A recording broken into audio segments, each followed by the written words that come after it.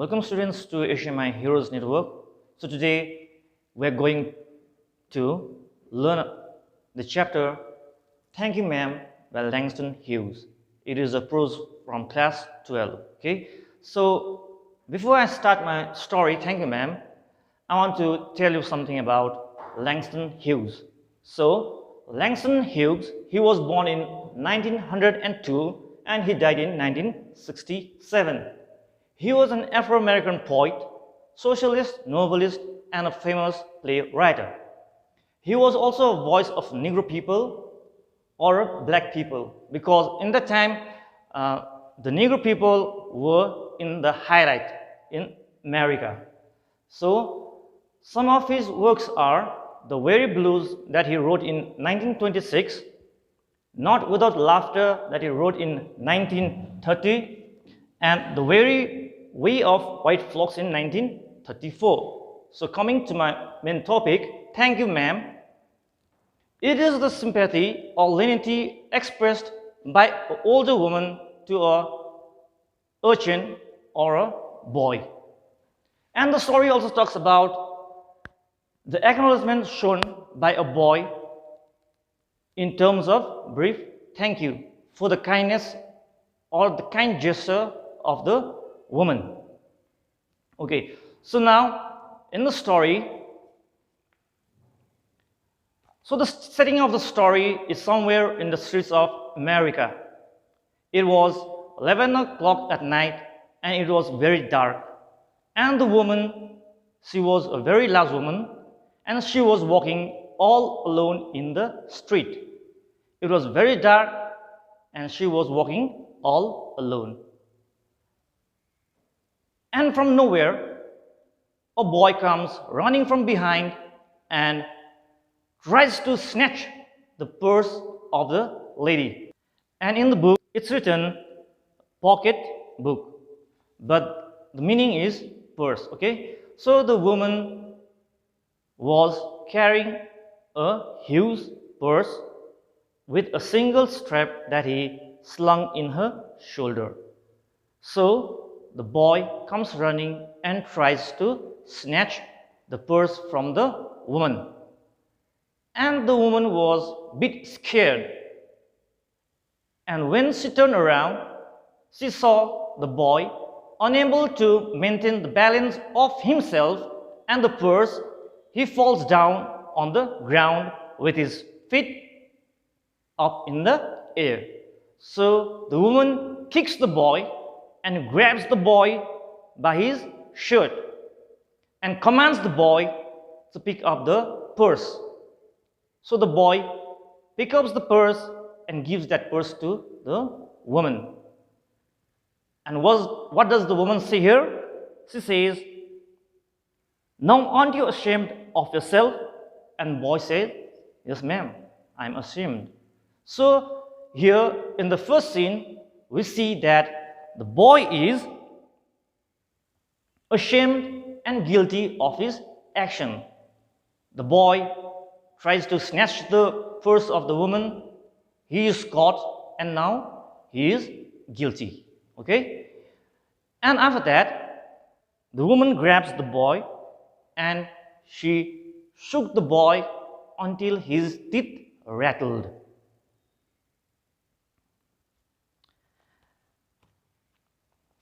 And the woman asks, "If I turn you loose, will you run?"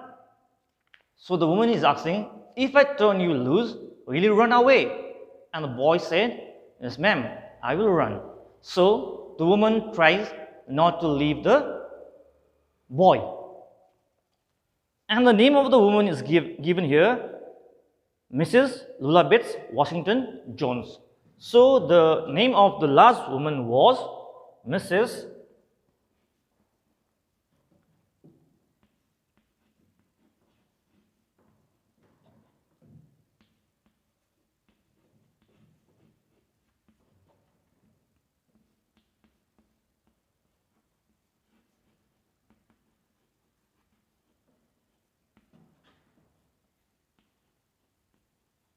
Okay.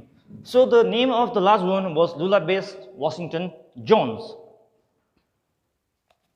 And the boy, he was very scared, and the boy continually says, "Sorry, ma'am, I won't do the mistakes again," because the boy is scared. The boy is scared because he thinks that the woman might punish him. Okay? And while having that conversation, the woman observes the face of the boy. And the woman says, "Your face is dirty." Isn't it strange? The woman is looking at the boy and she says, "Your face is dirty, and I have a great mind to wash your face." Instead of handing him to the police station or calling the people all around and making him beat, what does this do? She thinks to wash her face. And the woman asks, "Don't you have anyone at home?" And the boy says, "No, ma'am, I don't have anyone at home." Okay, so then the woman looks what kind of boy he was or his appearance. And the line says, he looked as if he were 14 or 15. So 14 or 15, he was 14, 15 means he was a teenager. And frail and willow wild, meaning he was weak. Probably he was weak because he didn't have anyone at home, and due to lack of food, a lack of money, he was weak. Okay, and he was wearing tennis shoes and blue jeans. So what was he wearing? He was wearing blue jeans and a tennis shoes. Now the boy was super scared, thinking that the woman will punish him or scold him. But you know what the woman says? "Are you hungry?" And the boy is startled when he hears these words from the woman. "Are you hungry?" So the woman is showing her kind gesture to the boy. She is showing her kindness to the boy by saying, "Are you hungry?" Okay, let's say that somebody comes and tries to steal my purse or wallet. Well, I say, "Sir, do you want anything? Do you want to have anything? Are you hungry?" Will I say that? No, that's not expected from me. But here, the woman is showing her kindness to the boy, saying, "Are you hungry?" So the boy is also shocked. And the woman, she was a large woman, and the boy was weak. So the woman drags the boy and takes him to her house. And she asks, "What is the name?" And the boy says, "My name is Rosa." And the name of the boy was Rosa. So in this story, there is only two main characters. Okay, one is Miss Lulabeth Washington Jones, and number two, the boy who was a thief.